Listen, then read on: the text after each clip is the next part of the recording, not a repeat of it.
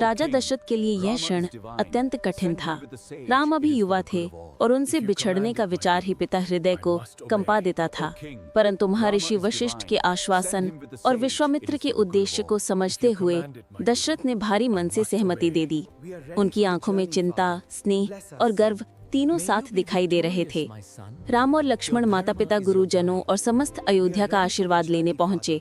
वे शांत, विनम्र और आज्ञाकारी थे।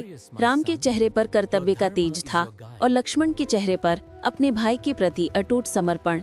फिर तीनों, राम, लक्ष्मण और महर्षि विश्वामित्र, अयोध्या के द्वार से बाहर निकले।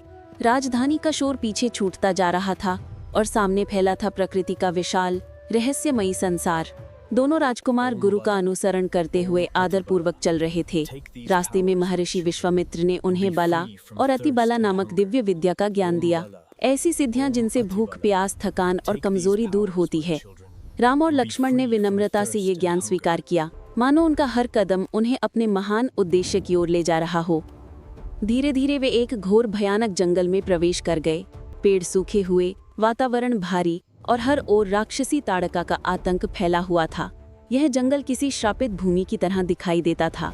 अचानक धरती कांप उठी और सामने प्रकट हुई ताड़का, एक विशाल भयानक राक्षसी, अग्नि की तरह दहाड़ती, पहाड़ जैसे हाथ और क्रोध से भरी आंखें। वह राम और लक्ष्मण पर टूट पड़ने को तैयार थी।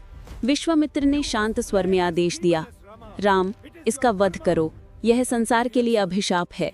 राम क्षण भर के लिए रुक गए। उनकी आवाज में करुणा थी। गुरुदेव, यह स्त्री है, मैं स्त्री पर शस्त्र कैसे उठाऊं? विश्वामित्र ने दृढ़ स्वर में कहा, राम, यह स्त्री नहीं, एक घोर राक्षसी है। धर्म की रक्षा के लिए उसका वध आवश्यक है।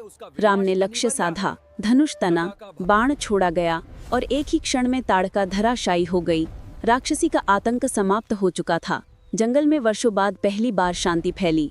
विश्वामित्र राम की वीरता से अत्यंत प्रसन्न हुए।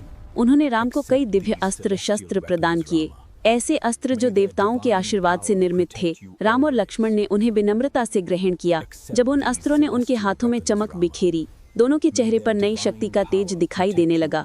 ताड़का के आतंक से मुक्त होकर तीनों आगे बढ़े और विश्वामित्र के शांत, पवित्र आश्रम की ओर पहुंचे।